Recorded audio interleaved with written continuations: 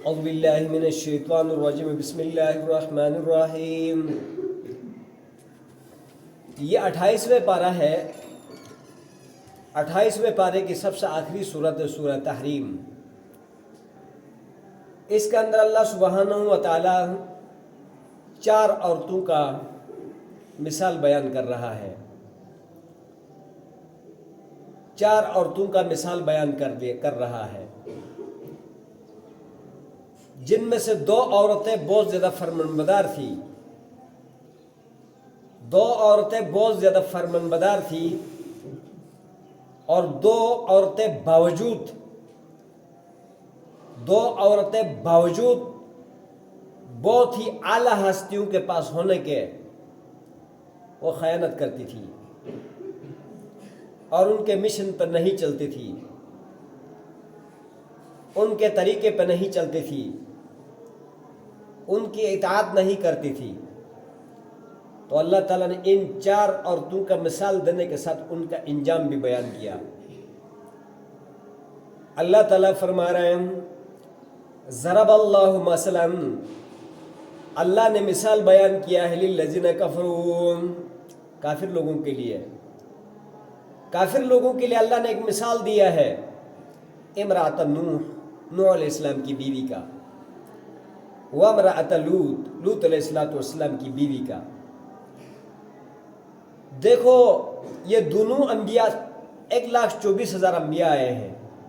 کتنے آئے ہیں؟ کتنے انبیاء آئے ہیں؟ 1,24,000 انبیاء۔ ان 1,24,000 انبیاء میں صرف اور صرف 7 انبیاء علیہ السلام اولو العزم ہیں، جن کو اللہ نے اولو العزم کہا، بڑے نبی، بڑے پائے کے نبی۔ نبی تو سارے اعلیٰ ہے، سارے محترم ہے، لیکن ان میں بھی مقام کے اعتبار سے 7 سب سے اعلیٰ، اور ان 7 میں پھر ایک ہیں حضرت محمد مصطفیٰ صلی اللہ علیہ وسلم۔ سمجھ میں آیا؟ تو اب یہ جو 2 نبی ذکر ہوئے ہیں آج، حضرت نوح علیہ السلام اور حضرت لوط علیہ السلام، یہ دونوں نبی بھی ان 7 نبیوں میں سے ہیں، یہ دونوں نبی بھی ان 7 نبیوں میں سے ہیں۔ باوجود اتنے بڑے نبی ہونے کے، ان کی بیویاں یعنی نوح علیہ السلام کی بیوی، باوجود نبی کی بیوی ہونے کے، باوجود اتنے بڑے پائے کا نبی، اولو العزم نبی کی بیوی ہونے کے، اور لوط علیہ السلام کی بیوی، باوجود نبی کی بیوی ہونے کی، اور باوجود یعنی اولو العزم نبی کی بیوی ہونے کی، کانتا تحت عبدین من عبادنا الصالحین، یہ دونوں عورتیں ہمارے بندوں میں سے 2 بندوں کے نیچے تھے، صالح بندوں میں سے۔ فخانتاہما،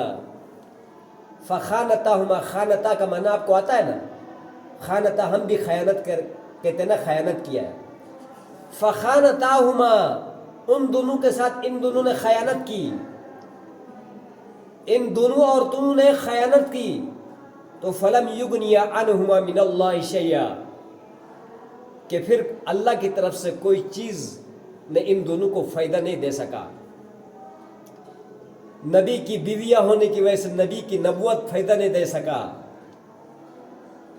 نبی ہونے کی وجہ سے، اولو العزم ہونے کی وجہ سے اولو العزم ہونا نے فائدہ نہیں دے سکا، اور پھر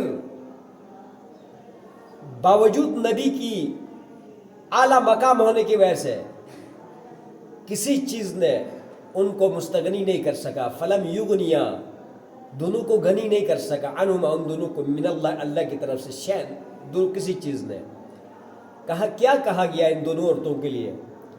وکیل کہا گیا ان دونوں کے لیے کہ ادخلا النار، آگ میں داخل ہو جاؤ، مع الداخلین، آگ میں داخل ہونے والوں کے ساتھ، آگ میں داخل ہو جاؤ، آگ میں داخل ہو جاؤ، آگ میں داخل ہونے والوں کے ساتھ ہم تمہیں تمہارے شوہروں کے نبی ہونے کی وجہ سے نہیں چھوڑیں گے، تمہارے شوہروں کے اولو العزم ہونے کی وجہ سے ہم تمہیں نہیں چھوڑیں گے، اور نہ ہم اس بات خیال رکھیں گے، نہ ہم شرمائیں گے تو نہ گھبرائیں گے تو نہ کوئی ترس کھائیں گے کہ تم نبی کی بیویاں تھی.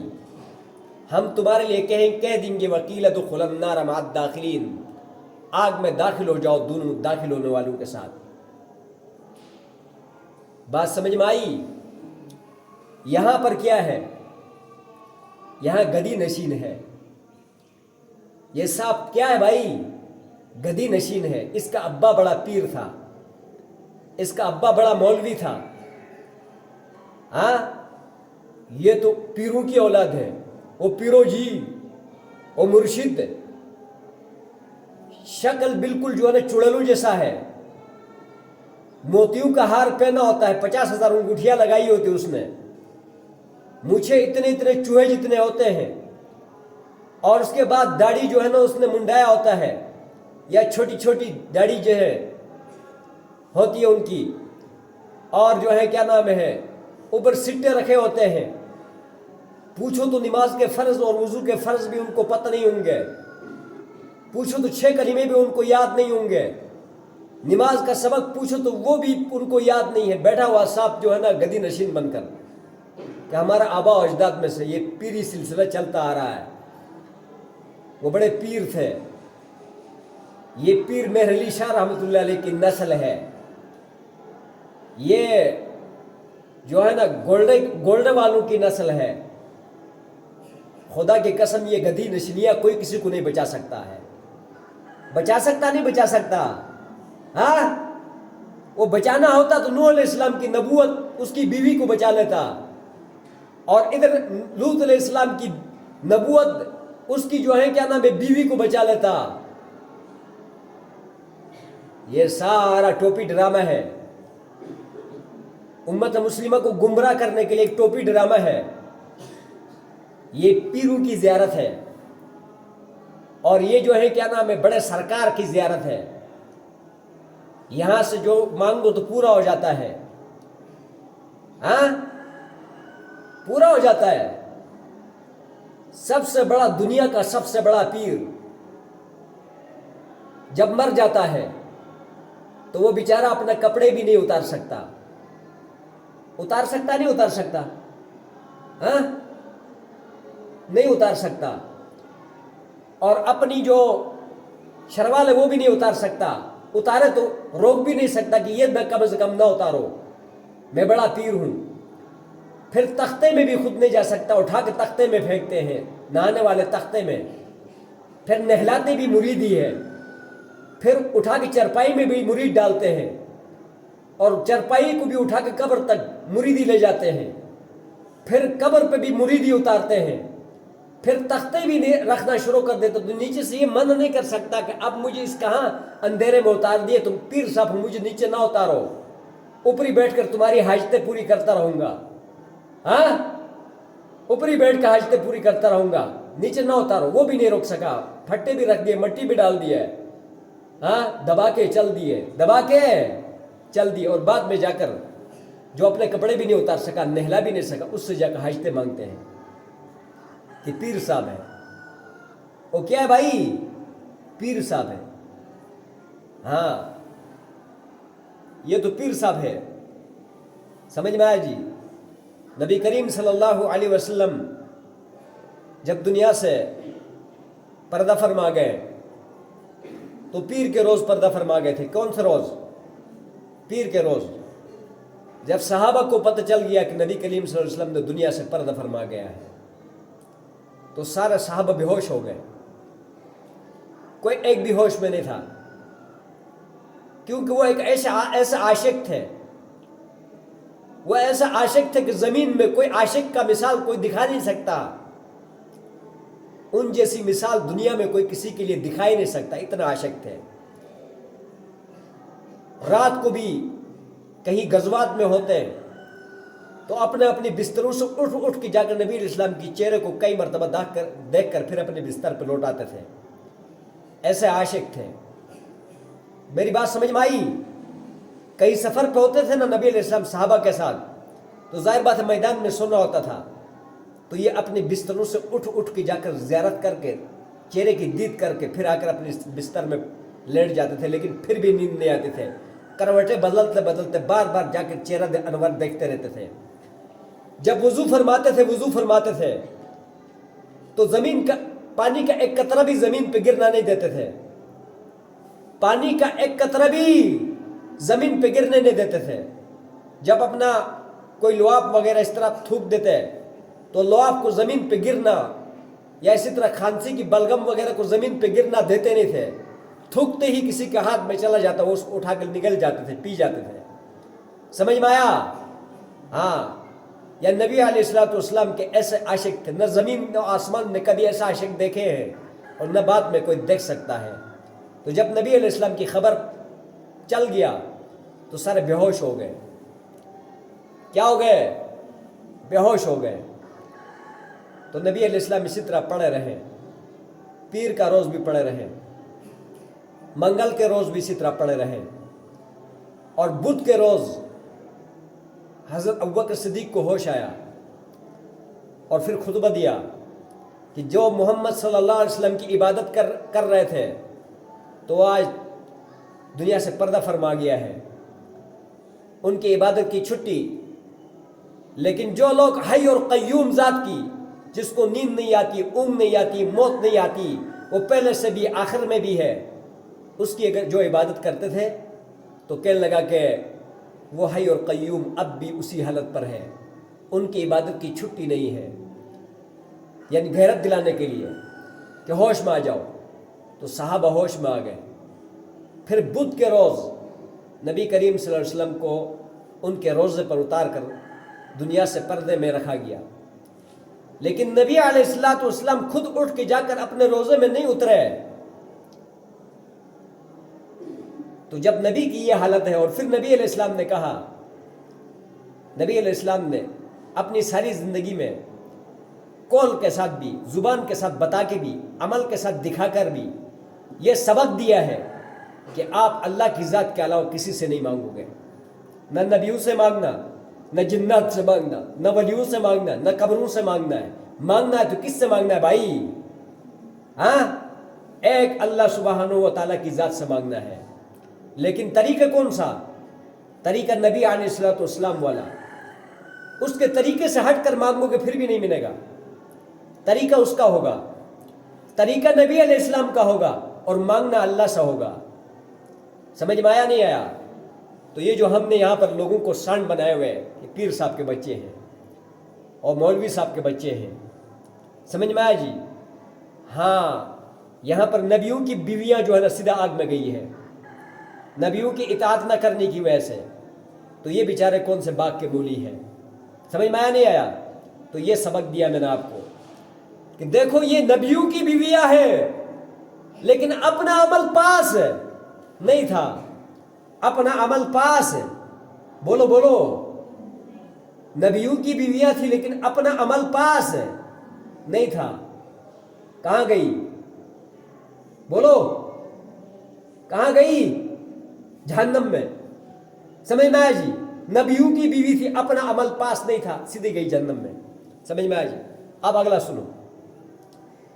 وَضَرَبَ اللَّهُ مثلاً، اللہ نے بیان کیا مثال لِلَّذِينَ آمَنُوا، ایمان والوں کے لیے، ایمان والی غیرت مند عورتوں کے لیے اللہ نے ایمان والی غیرت مند عورتوں کے لیے ایک مثال بیان کیا ہے۔ امرات فرعون، فرعون کی بیوی کی، روئے زمین میں سب سے بڑا بدماش تھا۔ کیا تھا؟ روئے زمین میں سب سے بڑا بدماش کا نام، آدم سے لے کر آخری انسان تک سب سے بڑا بدماش روئے زمین میں جو آیا وہ کون آیا؟ فرعون آیا ہے۔ معصوم بچوں کو ذبح کرتا تھا، اس کے بعد اپنی ذات کے لیے کہتا تھا انا ربکم الاعلی، میں تمہارا سب سے اونچا رب ہوں۔ موسیٰ کے مقابلے میں آیا تھا۔ اتنا بڑا فرعون خبیث، اور اس کی بیوی کی مثال سنو ابھی۔ شوہر کافر ہے، کافروں کا بھی سردار ہے، دنیا کا سب سے بڑا بدماش ہے۔ وَفِرْعَوْنَ ذُو الْأَوْتَادِ، قرآن میں ایک جگہ فرمایا وَفِرْعَوْنَ ذُو الْأَوْتَادِ، فرعون میخوں والا فرعون، اس کو یہ اللہ نے کہا میخوں والا فرعون۔ اور اس کی بیوی کا نام آسیہ تھا۔ کیا تھا بھائی؟ آسیہ۔ اس نے موسیٰ علیہ السلام پر ایمان لائی تھی، اور یہ بچپن سے جو ہے نا سلیم الفطرت تھی، موسیٰ کو بچائے بھی اسی نے تھی، صندوق سے اس دن جو میں نے قصہ سنایا تھا، بچائے بھی اسی کی کمال کی وجہ سے وہ بچ گیا تھا، فراست کی وجہ سے اس کی، اور اس کی کمال فراست نے موسیٰ کی جان بچائی تھی، اور اندر سے شروع دن سے مسلمان تھی۔ تو فرعون خبیث نے جو ہے کیا نام ہے کو پتہ چل گیا آسیہ کا کہ یہ جو ہے نا یہ مسلمان ہو گئی ہے، یہ فرعون یہ موسیٰ علیہ السلام کی اتباع کرنے لگی ہے، تو یہ خنزیر ایسا کرتا تھا، اس کو لٹاتا تھا اور چھت کے ساتھ لگاتا تھا، لگا کے نیچے سے کیل ٹھوکتا تھا ہاتھوں اور پاؤں میں۔ کیا ٹھوکتا تھا؟ کیل ٹھوکتا تھا۔ تو اللہ نے اس کو کہا کیلو والا فرعون، کیلو والا فرعون کہا اس کو اللہ نے، کیلے ٹھوکتا تھا اس عظیم خاتون پر، اس کی صبر اور استقامت پر آسمان و زمین بھی حیران اور پریشان تھے، اور مصر کے چپا چپا اس ظلم پر رو رہا تھا۔ یقین جانے اگر آسمان و زمین کے پاس زبان ہوتی تو اتنا چیختے اتنا چلاتے اس کا ظلم دیکھ کر کہ فرعون کا کلیجہ ادھر پھٹ جاتا اس کی چیخنے کی وجہ سے۔ اتنا ظلم کیا اس نے فرعون نے آسیہ پر اتنا ظلم کیا۔ آپ اندازہ لگاؤ، دیوار کے ساتھ کھڑی کر کے، ہاتھ اوپر دیوار کے ساتھ لگوا کے، پاؤں سے لے کر سر تک کیلے ٹھوکتا تھا۔ آسان ہے کیل برداشت کرنا، چھوٹی سی سوئی چبھ جائے بندے کا روح نکل جاتا ہے، چھوٹا سا کانٹا چبھا نہیں چبھا، کبھی چبھا ہے نا کتنی تکلیف ہوتی ہے، لیکن اس نے اس سارا ظلم اور بربریت کو صبر کے ساتھ جھیل لیا، برداشت کیا، اور اپنے ایمان پہ ڈٹی رہی، تو اللہ نے اس کو 2 اعزاز دیا۔ کیا دیا بھائی؟ اس کو 2 اعزاز دیا۔ ایک اللہ نے اس کو کہا ہم تجھے نبی علیہ الصلوۃ والسلام کی بیوی بنائیں گے قیامت کے دن۔ قیامت کے دن نبی علیہ الصلوۃ والسلام کی شادی ہوگی، اس میں جتنے بھی سنت پر چلنے والے نبی علیہ السلام کی سنتوں کو مکمل طور پر فالو کرنے والے جتنے بھی ہوں گے اس کی بارات ہوں گے۔ ہر فضول آدمی بارات نہیں ہوگا اس کا، عام جنتی بھی اس کی بارات میں نہیں جا سکیں گے، لیکن جنہوں نے نبی علیہ الصلوۃ والسلام کی مشن کو زندہ رکھا، جنہوں نے نبی علیہ الصلوۃ والسلام کی سنتوں کو مزین کیا، وہ اس بارات میں شامل ہوں گے۔ دلہا نبی علیہ السلام ہوگا، اور دلہن جو ہے نا حضرت آسیہ ہوگی، اور نکاح کا خطبہ اللہ سبحانہ و تعالیٰ دیں گے، اور بارات جو ہے نا جنت کا اندر جو سنتوں سے مزین ہے وہ مسلمان ہوں گے۔ سمجھ میں آیا؟ تو اللہ نے یہ ایک اعزاز دیا اس کو، اور پوری دنیا کے اندر پورے جتنے بھی جنتی ہے، آدم سے لے کر آخری انسان تک، جنات سے لے کر انسانوں تک، سارے بارتی بنیں گے۔ سمجھ میں آیا جی؟ لیکن اب اندازہ لگاؤ کہ اس کو کیا ایک اعزاز حاصل ہوگا، ہاں؟ کیا ایک اعزاز، کیا ایک خوبصورت شادی ہوگی۔ ایک فرعون کے ظلم و تشدد کے نیچے رہ کر بھی اس نے خدا کے حکموں کو نہیں چھوڑی، اور ہماری ماں اور بہن باوجود مولوی صاحب کی ترغیبوں کے بھی اس کو کخ سے مخ سے ٹخ سے پک نہیں ہو رہا، یہ ویسے ادھر چیختا روتا رہتا ہے۔ ہاں، کل کو اللہ تعالیٰ فرعون کی بیوی کو بھی ایک طرف کھڑی کر دے، اور یہ جو بے نمازی عورتیں ہیں ان کو بھی ایک طرف کھڑی کر دے، بتا دے کہ دیکھ اس ظلم کی چکی میں پس کے بھی یہ ڈٹی رہی ہے، تو تمہارا کو کون سا ظلم ہو رہا تھا جو کہ نماز بھی چھوڑ کے بیٹھی، روزہ بھی چھوڑ کے بیٹھی، اور اپنا حجاب بھی اتار کے پھینک دیا۔ ہاں، کخ تمہیں اسلام کا پتہ نہیں چلا تو تمہیں کون مجبور کر رہا تھا؟ کوئی جواب ہوگا نہیں ہوگا؟ کسی کے پاس جواب ہوگا؟ ہاں، کوئی جواب نہیں ہوگا۔ سمجھ میں نہیں آیا؟ تو فرمایا کہ ایک اعزاز اس کو لیے دیا گیا کہ نبی علیہ الصلوۃ والسلام کی بیوی ہوگی۔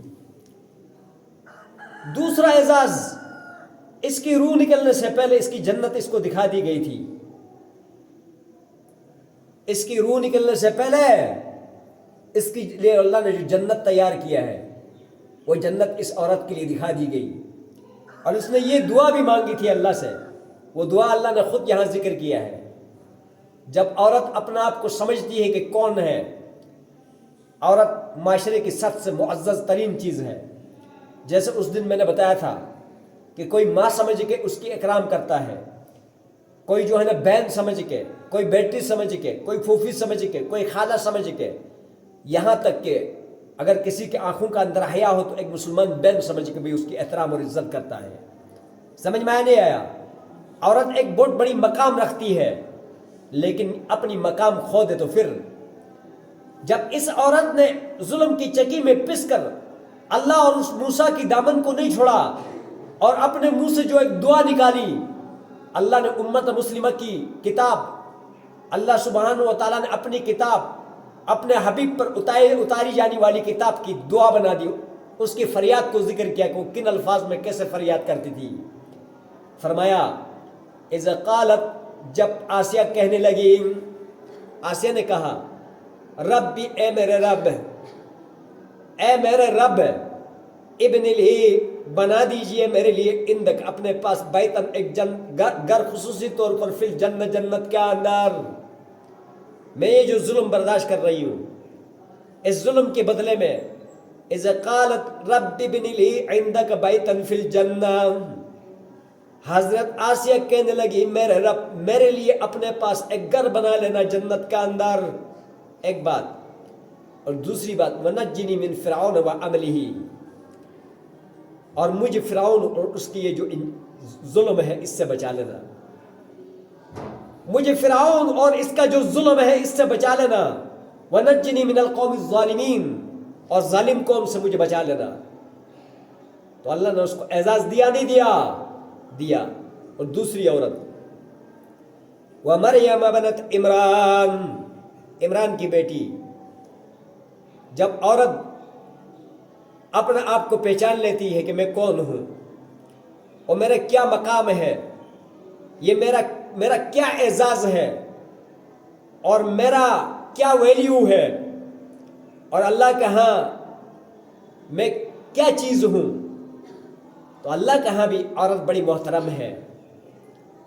یہ نہیں کہ عورت جو ہے کیا نام ہے معاشرے کی گری چیز ہے، اللہ کے ہاں بھی خدا گواہ ہے، اللہ کو مردوں سے عورت پر زیادہ رحم آتا ہے۔ سمجھ میں آیا؟ اس کے رونے دھونے کو زیادہ اللہ تعالیٰ جو ہے نا دیکھ رہا ہوتا ہے، اس کی فریاد کو اللہ تعالیٰ زیادہ سن رہا ہوتا ہے بنسبت مرد کے۔ سمجھ میں آیا جی؟ اس کے اوپر زیادہ رحم کھاتا ہے اللہ تعالیٰ۔ تو جب عورت اپنے مقام کو پہچانتا ہے تو اللہ تعالیٰ اس کے ساتھ وہ خیر کی عادت کام شروع کر دیتے ہیں کہ جو اس کے وہم اور گمان میں بھی نہ وہ کام بھی ہو جاتا ہے۔ جب عورت اپنے مقام کو پہچان لے تو عورت کے جو وہم اور گمان میں بھی نہیں ہے وہ کام بھی اس کے لیے ہو کر رہ جاتا ہے۔ سمجھ میں آیا؟ آج کل عورتیں جو ہے سب سے زیادہ پیروں کے پیچھے پھرتی ہیں، دم تویز کے پیچھے پھرتی ہیں۔ سمجھ میں آیا جی؟ ابھی میں ایک بندے کے پاس گیا، کہتا ہے کہ ایک بندہ مجھ سے ملا ابھی، کہتا ہے کہ میں نے بیٹی دے دیا تھا کسی بندے کو، دے دیا تھا تو پھر وہ لوگ کس طرح لوفر ٹائپ لوگ تھے، اب شادی نہیں ہوئی تھی، صرف منگنی ہو گئی تھی، تو مجھے کسی نے کہا کہ تم پنڈی میں جاؤ، ایک آدمی تویز بناتا ہے تو وہ فوراً اس کو طلاق دے دے گا۔ کہتا میں نے کہا میں نہیں جاتا، میرا اللہ ہی جو ہے نا کیا نام ہے میری بیٹی کو ادھر سے جان چھڑائے گا۔ وہ بیٹی بھی پٹاخے مار رہی تھی، بیٹی بھی پٹاخے مار رہی تھی کہ میں ادھر نہیں بستی، تم نے کیوں دیا مجھے؟ بہرحال وہ بیٹی حافظہ بنی، عالمہ بنی، بغیر کہے ہوئے ان لوگوں نے اس کو چھوڑ دیا شادی سے پہلے۔ اس کا دل کا تمنا اللہ نے پورا کر دی نا، کیونکہ وہ شریعت کی طرف آئی، پیروں کے پاس نہیں گئی۔ سمجھ میں آیا جی؟ تو یہاں دیکھو مریم کو کیسا اللہ نے نوازا، مریم کو بغیر شوہر کا اللہ نے عیسیٰ بیٹا دے دیا، اور عیسیٰ بھی اولو العزم انبیاء میں سے تھا، اور ابھی وہ فوت نہیں ہوئے ہیں عیسیٰ، سارا انبیاء دنیا سے پردہ فرما گئے اور عیسیٰ ابھی زندہ ہے. اللہ نے اس کو زندہ اور آسمانوں پر اٹھایا ہے. اب دوبارہ اس نے زمین پر اترنا ہے. اتر کر 40 سال یہاں سارا کفر ختم کرنا ہے, ساری بے دینی ختم کرنا ہے اس نے, دجال کو اپنے ہاتھ سے ذبح کرنا ہے اس نے. اس کے بعد جو ہے نا اس پورے زمین کے اوپر اس نے عبادت سے یعنی ہر انسان کو مزین کر دینا ہے. ایک آنکھ کے پلک کے برابر بھی نافرمان کوئی نہیں رہے گا. ہاں, اور اتنی برکتیں اس زمین کے اوپر ہوں گی اس کی وجہ سے. تو اللہ نے ایسا بابرکت بیٹا دیا حضرت مریم کے لیے بغیر شوہر کے. وہ پورا سورہ مریم میں کسی دن میں آپ کو بتاؤں گا. اب اس طرف جاؤں گا تو بہت لمبا ہو جائے گا کہ اللہ نے کیسے اس کو بیٹا دے دیا. منٹوں میں سمجھ میں آئے جی. تو اللہ تعالیٰ فرما رہے ہیں وَمَرْيَمَ ابْنَتَ عِمْرَانَ, عمران کی بیٹی مریم کی قصے کو بھی سن لو, اس مثال کو بھی پلے میں بٹھاؤ. الَّتِي أَحْسَنَتْ فَرْجَهَا, وہ عمران کی مریم بیٹی جس نے اپنے شرمگاہ کی حفاظت کی. خیانت نہیں کیا تھا اس پر کہ خیانت کی وجہ سے کوئی بیٹا آ گیا, نہیں. سمجھ میں آ جی. اس نے اپنی شرمگاہ کی حفاظت کی تھی. تو فَنَفَخْنَا فِيهِ مِن رُوحِنَا, ہم نے اپنا روح اپنا امر اس میں پھونک دیا اس کے رحم میں. تو اللہ کے فضل سے بیٹا ہو گیا عیسیٰ. وَصَدَّقَتْ بِكَلِمَاتِ رَبِّهَا, اس نے اپنے رب کے احکامات کی تصدیق کر لی تھی. اپنے رب کے احکامات کو پورا کیا تھا اس نے. وَكُتُبِهِ, اور اس کے کتابوں کے بھی یعنی کتابوں کی بھی تصدیق کی تھی. وَكَانَتْ مِنَ الْقَانِتِينَ, وہ اطاعت گزاروں میں سے تابعداری کرنے والیوں میں سے تھی. وہ اللہ کے احکامات کو ضائع کرنے والے نہیں تھی. اللہ سبحانہ و تعالیٰ کے احکامات کو ضائع کرنے والی نہیں تھی. اللہ سبحانہ و تعالیٰ کی کتابوں کو چھوڑ کر کسی دوسری طرف جانے والی نہیں تھی. اللہ سبحانہ و تعالیٰ کی اطاعت کو چھوڑ کر کسی یار دوست کی اطاعت کرنے والی نہیں تھی. اس کا دن رات اللہ کے احکامات کے ساتھ گزرتے تھے اور اس کی کتابوں کے ساتھ گزرتے تھے. اللہ سبحانہ و تعالیٰ کی یاد اوری میں گزرتے تھے. اللہ سبحانہ و تعالیٰ کو اس نے یعنی پہچان کر اس کی قریب ہو گئی تھی. تو اللہ نے اس کو یہ اعزاز دیا کہ شوہر کی بھی ضرورت نہیں پڑی, اور بغیر شوہر کے اللہ نے اس کو بیٹا دیا. اور بیٹا بھی ایسے دیا کہ لاڈلا اور کمال کر گیا اس نے اپنی زندگی میں. اور آسمان بیٹا بھی ایسا تھا کہ جس نے کہا کہ اللہم ربنا انزل علینا مائدۃ من السماء تکون لنا عیدا لاولنا وآخرنا وآیۃ منک وارزقنا وانت خیر الرازقین. بیٹا نے یہ دعا مانگی کہ اللہ ہمارے لیے آسمان سے دسترخوان اتار دینا. تو عیسیٰ کے لیے آسمان سے دسترخوان اترتا تھا جس میں مچھلی پکی ہوتی تھی. دنیا کے رنگا برنگ کے کھانے ہوتے تھے, کھاتے کھاتے کھاتے ختم نہیں ہوتے. پھر دسترخوان اوپر چلا جاتا تھا, پھر کھانے کا ٹائم پھر اترتا تھا. اور پھر ایسا بیٹا ایسے دیا, چڑیوں کے نقشے بناتا تھا مٹی سے, اور نقشے بنا کر اس میں پھونک دیتا تھا تو وہ زندہ ہو کے اڑ جاتی تھی. مردوں کو کہتا تھا اللہ کے حکم سے کھڑے ہو جاؤ, زندہ ہو کے کھڑے ہو جاتے تھے. اور مادرزاد نبینوں کے اوپر آنکھیں ہاتھ پھیر دیتا تھا تو وہ ٹھیک ہو جاتے تھے. مادرزاد نبینوں کے اوپر ہاتھ پھیر دیتا تو کیا ہو جاتے تھے, ٹھیک ہو جاتے تھے. کوڑی کے بیمار, جزام کے بیمار والوں کے اوپر ہاتھ پھیر دیتا تو وہ بھی ٹھیک ہو جاتے تھے. یہ اللہ نے اس کو معجزے دیے تھے. اور یہودی اس کو قتل کرنے کے لیے اس کے گھر میں داخل ہو گئے. 17 سے 18 آدمی داخل ہو گئے, اندر گئے تو اللہ نے انہی میں سے ایک بندے کو اس کا شکل کا بنا دیا. انہی میں سے یہودیوں میں سے ایک بندے کو اللہ نے اسی کی شکل کا بنا دیا, اور اس کو جبرائیل علیہ السلام نے اپنے پروں میں بٹھا کر آسمانوں میں لے کے گیا. تو ادھر جو ہے یعنی انہوں نے اپنے ہی بندے کو مار دیے. باہر نکل کے گنے تو ایک کم تھا, باہر نکل کے گنے تو اپنے بندوں میں سے ایک کم تھا. سمجھ میں آیا جی. تو یہ اس کے اعزازات تھے. ایسا نبی اللہ نے مریم کو ایسا بیٹا اور ایسا لاڈلا نبی، اللہ نے اس کو اپنے لیے عیسیٰ روح اللہ، اس کے لیے اللہ نے کہا روح اللہ، اللہ کی روح، اللہ کا امر، اس کو لقب دیا اللہ نے. سمجھ میں آیا جی؟ تو یہ ہے کہ جب عورت اللہ کا ہو جاتی ہے، جب عورت اللہ کی ہو جاتی ہے تو اللہ اس کے گود اور اس کا آگوش کو اتنا بابرکت بنا دیتا ہے کہ وہ صرف اپنے گھر کو نہیں سدھارتی ہے، پورے معاشرے کو سدھار دیتی ہے.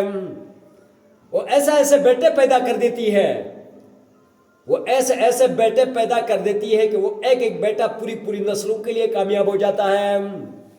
کیا ہوتا ہے؟ جیسے اس وقت کچھ مایہ-ناز عورتیں تھیں، ابھی بھی اس دور میں ان سے ایسے بیٹے پیدا ہوئے. مثال کے طور پر یہ مفتی شفیع صاحب رحمۃ اللہ علیہ ہے، ان کی بیوی کی سوانح حیات پڑھ لو تو کتنا وہ تلاوت کرتی تھی، کتنا اللہ کو پکارتے تھے. اللہ نے اس سے تقی عثمانی جیسا بیٹا دیا، تقی عثمانی جیسا بیٹا دیا کہ پوری دنیا کی جتنے بھی اسلامی ہولڈ ہے اس کا سربراہ ہے، اور پوری دنیا اس کو ہاتھوں ہاتھ اٹھاتی ہے.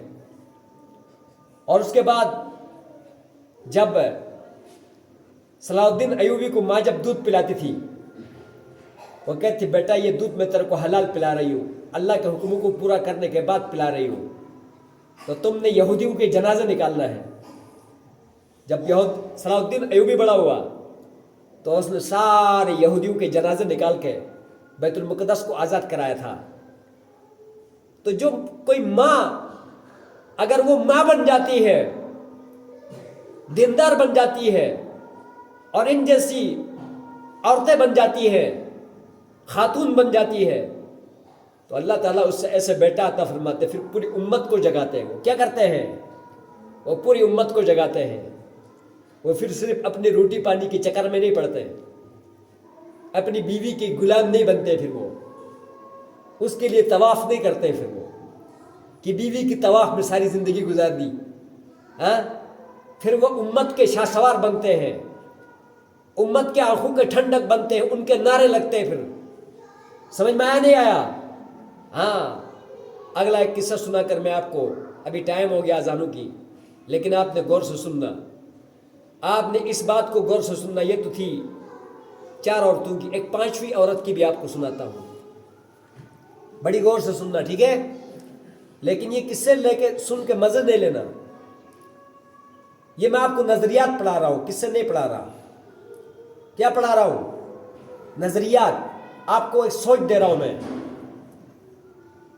کیوں دے رہا ہوں یہ سوچ آپ کو؟ کیوں یہ نظریات پڑھا رہا ہوں؟ کیونکہ آپ نے عورتوں میں کام آپ نے کرنا ہے، میں نے نہیں کر سکنا ہے. میں تو جو بائیں بہنیں یہاں آئی انہی کو سمجھا سکتا ہوں، لیکن اور کسی کو تو نہیں سنا سکتا. لیکن یہ تمہارے کندھوں کے اوپر ایک ذمہ داری ڈال رہا ہوں میں آپ لوگوں کی کندھوں کے اوپر ایک، جو میری مائیں بہنیں یہاں میرے پاس آتی ہیں ان کی کندھوں کے اوپر ایک ذمہ داری ڈال رہا ہوں. وہ کون سی ذمہ داری ہے؟ تلہاڑ کا اندر 2% عورتیں بھی نمازی نہیں ہیں. 2% جو ہے ان کو بھی صحیح نماز سبق نہیں آتا ہے.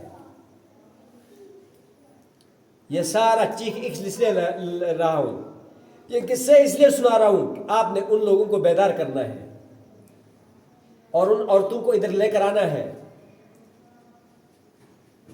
جب تک ان کو یہ تبلیغ نہیں ملے گی تو پھر ان کو کیا پتہ چلے گا؟ ان بہنوں کو شوہر تو جا کے ان کو نہیں بتاتے ہیں. ہمارے وہاں یہ ہوتا تھا، ہماری والدہ یا دیگر عورتوں نے کیسے سنی، دین کیسا حاصل کیا. ہمارے وہاں تبلیغی اجتماعات ہوتے تھے لاؤڈ سپیکر پر.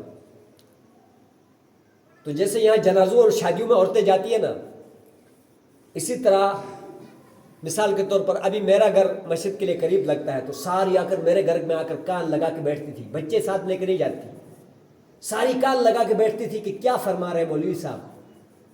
دوسری کسی گھر میں جا کر کان لگا کے بیٹھتی تھی. ایک گھر میں 100 عورتیں اکٹھی ہوتی تھی کہ مولوی صاحب کیا فرما رہے ہیں. تو وہ اس نے کیا فرمانا ہوتا تھا؟ اس نے نماز کے فضائل بتانا ہوتا تھا، اور اس نے جو ہے قرآن کے فضائل بتانا ہوتا تھا، روزے کے فضائل، آخرت کی فکر دلانی ہوتی تھی تو عورتوں کو فکر پڑ جاتا تھا. میری والدہ کہتی ہے خدا گواہ حرم کا اندر کہیں مجھے، میں نے وہاں حرم میں عرفات کا اندر ایک دعا کروائی، عرفات میں حج کے دوران وہاں کچھ لوگ آیا کر مجھے کہنے لگا آپ نے دعا کروانی ہے، وہاں انتظام کیا ہوا آپ کے لیے. میں نے کہا یار یہاں تو بڑے بڑے لوگ آتے ہیں اور میری شکل دیکھو، دعا کرانے دیکھو. کہتا نہیں بس انتخاب آپ کا ہو گیا ہے، آپ نے وہ بھی عربی میں کرانا ہے. میں گیا، ہمارے 2 مائیں میرے ساتھ تھی، تو ادھر جا کر جب میں نے دعا کروائی، کوئی گھنٹے کی دعا کروائی، 1 گھنٹے کی، تو بہت اعزاز ملا مجھے ادھر اس دعا کروانے کے بعد. تو میری والدہ رو رہی تھی. میں نے کہا کیوں رو رہی ہے؟ کہتے مجھے ایک وقت یاد آیا تو شکریہ میں رو رہی ہوں، اللہ کے شکریہ میں. تو میں نے کہا وہ کیسے؟ ہمارے گھر کے ساتھ ایک عالم تھا، بہت زبردست خوبصورت آواز تھی اس کی. تو کہتی وہ ایک اجتماع میں بیان کر رہا تھا، تو ہماری عورتیں جو ہے نا دین کی بڑی پیاسی رہی اس زمانے میں. اسی طرح تلہال جیسا ماحول تھا شروع میں، تو ظاہر بات ہے ایک دم اجالا ہونے لگا تھا، علماء آ کر دین بتانے لگے تھے، نیا سسٹم چلا تھا، تو لوگ ذوق و شوق سنتے تھے. تو اس میں جو ہے نا میری والدہ کہتی ہے کہ ہم کوئی 100 کے قریب عورتیں ایک چھت کے اوپر بیٹھ کے اس مولوی صاحب کی بیان سن رہی تھی. تو وہ جو اس کی مولوی صاحب کی جو ماں تھی، اس کی بیویاں، اس کی بہنیں وغیرہ، وہاں عورتوں کی باتیں ہوتی ہیں. کہتی آپس میں فخر کرنے لگی کہ اللہ نے دیکھو نا ہمارے بیٹے کو کیا صلاحیتیں دی ہیں، کیسے خوبصورت انداز میں بیان کر رہا ہے، ساری دنیا حیران رو رہی ہے. وہ بڑا فخر کر رہی تھی. تو کہتی میں نے دل کے اندر میں نے بھی اللہ سے دعا مانگی. کہتی کہ یا اللہ یہ کتنی خوش ہے کہ ہمارا بیٹا بیان کیا اور سارے لوگوں نے سنا. تو کہتے کیا تم میرا کسی بیٹے کو بھی ایسا نہیں بنا سکتا؟ میری ماں وہاں کہنے لگی، کہتی میں نے وہاں دعا مانگی اللہ سے کہ یا اللہ کیا تم میرے بیٹے کو بھی اس طرح کا نہیں بنا سکتے؟ تو ادھر حرم میں مجھے کہنے لگی کہ جب آپ دعا مانگ رہے تھے تو کہتی مجھے وہ چھت یاد آ رہا تھا اور وہ مولوی صاحب کی بیان یاد آ رہا تھا اور ان کی بہنوں اور جو رشتہ دار عورتیں تھیں ان کی باتیں یاد آ رہی تھیں. ادھر تمہارا چہرہ میرے سامنے بول رہا ہوتا تھا عرفات کے میدان میں. ہاں تو دیکھو میرے رب کا کام دیکھو. ظاہر بات اب ہماری عورتیں وہاں کچھ گئی تو کچھ حاصل کر کے آ گئی نا، کچھ حاصل کر کے آئی نہیں آئی، کچھ حاصل کر کے آئی.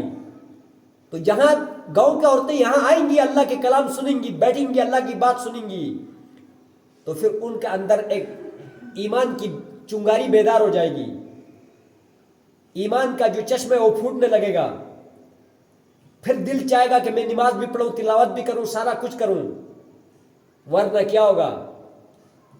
ورنہ تباہی ہو جائے گا. ہم سمجھتے رہے کہ بس یہاں کپڑے پہننے کا نام زندگی ہے، کھانے پینے کا نام زندگی ہے، شادیوں میں ناچنے کا نام زندگی ہے، شاپنگ کا نام زندگی ہے، بس رنگ رنگ چوڑیاں اور انگوٹھیاں پہننے کا نام زندگی ہے.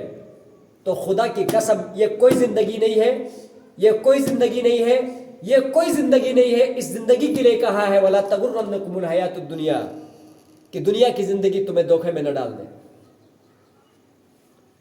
فرمایا دنیا کی زندگی تمہیں دھوکے میں نہ ڈال دے گے. فرمایا کہ دنیا کی زندگی تمہیں دھوکے میں نہ ڈال دے، یہ فراڈ ہے، دھوکہ ہے. انما اموالکم و اولادکم فتنہ، تمہاری مال اور تمہاری اولاد تمہارے لیے فتنہ ہے. قرآن نے کہہ دیا ہے المال والبنون زینت الحیات الدنیا، یہ مال اور اولاد دنیا کی خوبصورتی کی ہے، آخرت کی خوبصورتی کی نہیں ہے. اور آخرت میں فلا انصاب بینہم، وہاں کوئی درمیان میں نسب شسب نہیں ہوں گے. عیسیٰ کہے گا مجھے اپنی ماں مریم کا بھی سوال نہیں ہے، ابراہیم کہے گا مجھے اپنے باپ آذر کا بھی کوئی سوال نہیں کر سکتا، مجھے اپنی جان کی پڑی ہے. یوم یفر المرء من اخیہ و امہ و ابیہ و صاحبتہ، ہر ایک رشتہ ایک دوسروں سے بھاگے گا. یہ کوئی زندگی نہیں ہے، زندگی ہے وہ موت کے بعد کی ہے. اگر اس زندگی پر یقین نہیں آتا تو چھت پہ جا کر روز اپنے اس سورج کو دیکھو، اپنے بلب کو بھی دیکھو کتنی مرتبہ خراب ہوتا ہے، اپنی بجلی کو بھی دیکھو کتنا مرتبہ خراب ہوتی ہے، اور پھر اس کا بل بھی دیکھو کہ مہینے میں کتنا ادا کرتے ہیں. یہ اوپر جا کر اس بلب کو بھی دیکھو، پھر غور کرو کہ اللہ کی ذات موجود ہے یا نہیں ہے۔ اگر اللہ کو ڈھونڈنے لگے تو بندہ اپنی انگلیوں کے پوروں میں بھی پہچان لیتا ہے۔ اگر میرے رب نہ ہوتا، خود بخود چیزوں میں بند نہ ہوتا تو یہ ناخن پیچھے نہ ہوتے، آگے ہوتے، انگلی کے پیچھے نہ ہوتے، آگے ہوتے۔ میرے رب ایک ایک پلکے کا اندر بھی ہے۔ یہ دیکھو اللہ نے آنکھوں کے بالکل آخری اینڈ پہ جو پلکے ہل رہی ہے، آخر میں بال لگایا ہے، کیونکہ اندر نازک سسٹم ہے، یہ پنکھا کرتے ہیں، اندر کچرا جانا نہیں دیتے ہیں۔ بتاؤ میرا اللہ ہے یا نہیں ہے؟ بتاؤ ہے نا؟ اللہ ہے، قبر کا عذاب ثواب ہے، حشر کا میدان ہے، پل صراط ہے، جنت ہے، جہنم ہے، فرشتے ہیں، اللہ ہے یا نہیں ہے؟ تو ہے تو اس طرح کی زندگی گزارنا چاہیے، اپنی مرضی کی گزارنا چاہیے؟ ہاں بتاؤ اس طرح کی زندگی گزارنی چاہیے نا۔ اب آخری قصہ سنو، 5ویں خاتون کی، لخت جگر۔ کیا؟ لخت جگر، سمجھ میں آیا جی؟ نبی کریم صلی اللہ علیہ وسلم کی لخت جگر، آنکھوں کی ٹھنڈک، حضرت فاطمہ کا قصہ سنو۔ حضرت فاطمہ کا، جو جنت کی عورتوں کی سردار ہے، اس کی قصہ سنو۔ حضرت علی رضی اللہ تعالیٰ عنہ فرماتے ہیں کہ میں گھر میں گیا، یعنی عصر سے پہلے جب میں گھر میں گیا، دیکھا گھر کو جھاڑو لگا ہوا ہے، صاف شفاف، ہر چیز چمک رہی ہے، برتن دھلے پڑے ہیں، بچوں کے کپڑے دھلے پڑے ہیں۔ حضرت علی کہتے ہیں میرے کپڑے بھی دھلے پڑے ہیں، اور دونوں بچوں کے سر پہ کنگھی کر رہی ہے، اور آنسو پر آنسو جا رہے ہیں۔ حضرت حسن، حضرت حسین علیہ السلام دونوں کے سر پہ کنگھی کر رہی ہے، ہر چیز کو چمکا کے رکھی ہے۔ تو پوچھا فاطمہ آج کوئی مہمان آ رہا ہے؟ کہنے لگا جی ہاں۔ کہ تو کون آ رہا ہے؟ کہتے میرے اللہ کی طرف سے اسرائیل آ رہا ہے۔ کون آ رہا ہے؟ روح نکالنے والا فرشتہ اسرائیل آ رہا ہے۔ فاطمہ کیا کہہ رہی ہے؟ آپ تو بالکل ٹھیک ہے، آپ کا تو سر میں درد بھی نہیں ہے، آپ بالکل ٹھیک ہے، اور باتیں آپ کیا کہہ رہی ہے؟ کہنے لگا جی ہاں، میں نے آج افطاری اپنے ابا کے پاس کرنی ہے۔ کیا کہہ رہی ہے؟ جی ہاں، آج میں نے افطاری اپنے ابا کے پاس کرنی ہے۔ کہنے لگا فاطمہ کیا کہہ رہی ہے؟ کہنے لگا جی ہاں، کیونکہ میرا والد صاحب مجھے کل خواب میں آیا ہے، اس نے بتایا ہے کہ بیٹا آج کا دن ہے بس دنیا میں، تو کل کو افطاری آپ نے میرے ساتھ کرنی ہے، تو اس لیے ہر چیز چمکا دی ہوں کہ میری آخری ہے، لیکن میرا ایک وصیت یاد رکھنا۔ کہنے لگا کیا ہے؟ کہتے مغرب کے اذانوں کے ٹائم میرا روح پرواز کر جائے گا، لیکن آپ نے میرے جنازے میں مدینے میں کسی کو بھی نہیں بلانا ہے۔ کیوں؟ کہ میری زندگی میں مجھے کسی نے نہیں دیکھا ہے، میری زندگی میں مجھے کسی نے نہیں دیکھا ہے، تو میں چاہتی ہوں میرے بعد میرے لاش بھی کوئی نہ دیکھے۔ میرے دونوں بیٹے چھوٹے چھوٹے، اور آپ نے میری لاش اٹھا کر جنت البقیع میں دفن کرنا ہے، رات کو کسی کو نہیں بتانا ہے۔ پریشان علی کیا کہہ رہی ہے؟ بس ظاہر بات اتنی باتوں میں مغرب کا ٹائم قریب آیا، اور جا کر بستر پہ لیٹی اور کلمہ شہادت پڑھ لی، اور اس بے وفا دنیا کو الوداع کہہ گئی، اور اپنے معصوم بچوں کے چہروں کو الوداع کہہ گئی۔ وصیت تھی، رات ہو گیا، شوہر نے آگے سے پکڑ لی چرپائی کو، دونوں بچوں نے پیچھے سے مانگی، روتے ہوئے چرپائی لے کے چلے۔ راستے میں حضرت ابو ذر غفاری رضی اللہ تعالیٰ عنہ ایک جلیل القدر صحابی تھے، اس کا نظر پڑ گیا کہ کسی کا جنازہ جا رہا ہے۔ بھاگتے ہوئے قریب جا کر دیکھا تو آگے علی، پیچھے حضرت حسین۔ کہنے لگا کون ہے؟ کہنے لگا ہماری اماں فاطمہ ہے۔ تو کہنے لگی یہ اتنا لاوارث اس کو کیوں بنایا گیا؟ یہ تو محمد صلی اللہ علیہ وسلم ہمارے آنکھوں کی ٹھنڈک کی بیٹی ہے، اس کے لیے تو پورا عرب اکٹھا ہو سکتا تھا، پورا عرب اور عجم بھی آ سکتا تھا اس کے لیے، تو یہ کیا ماجرا ہے؟ آخر انہوں نے وصیت بتا دی۔ کہنے لگا میں آ سکتا ہوں؟ کہنے لگا آپ سامنے آ گئے تو آ جاؤ۔ ادھر گئے تو قبر تیار پہلے سے کی ہوئی تھی جنت البقیع میں۔ تو کہنے لگا اب غور سے سنو، میرا قصہ بیان کرنا مقصد نہیں ہے، یہاں پہ ہے، میں یہاں پر آپ کو بات بتانا چاہتا ہوں۔ ہاں، ابو ذر نے کہا کہ رک جاؤ، سارے رکے، قبر کے قریب گیا۔ کہنے لگا وہ قبر تجھے پتہ ہے؟ او قبر تجھے پتہ ہے کہ ہم کس کو تیرے پاس لے کر آ گئے؟ قبر چپ۔ پھر دوبارہ کہنے لگا قبر تجھے پتہ ہے کہ ہم کس کو لے کر آ گئے؟ قبر چپ۔ پھر کہنے لگا قبر تجھے میری آواز نہیں آ رہی، تجھے نہیں پتہ کہ ہم کس کو لے کر آ گئے؟ قبر کہنے لگا یا ابا ذر، جی ہاں۔ کہنے لگا میرے یہاں حسب نسب نہیں چلتا، انا صندوق العمل۔ اے ابو ذر، یہاں حسب نسب نہیں چلتا، انا صندوق العمل، میں عمل کا صندوق ہوں۔ اگر کوئی ایک نائی کا بچہ بھی، موچی کا بچہ بھی، کوئی کاغذ چننے والے کا بچہ بھی اپنا عمل ٹھیک کر کے لے کر آتا ہے تو پھر میں اس کے لیے باغ بہار ہوں۔ اگر کوئی ایک نبی کا بچہ بھی، اگر نبی کی بیوی بھی عمل ٹھیک کر کے نہیں آتی ہے تو میں اس کے لیے جہنم کا گڑھا ہوں۔ نبی کریم صلی اللہ علیہ وسلم نے فرمایا القبر روضۃ من ریاض الجنہ او حفرۃ من حفر النار، قبر جنت کے باغیچوں میں سے ایک باغیچہ ہے یا جہنم کے گڑھوں میں سے ایک گڑھا ہے۔ یہاں یہ بات نہیں تھی کہ نعوذ باللہ اما فاطمہ کے لیے قبر کچھ نہیں تھا، وہ تو جنت کی سردار تھی، لیکن قبر نے اپنا پیغام سنایا، قبر نے اپنا پیغام سنایا۔ تو ہم انشاءاللہ، ہمارے یہ سوچ ہے، نظریات ہے، ہمارے یہ سوچ ہے، نظریات ہے کہ ہم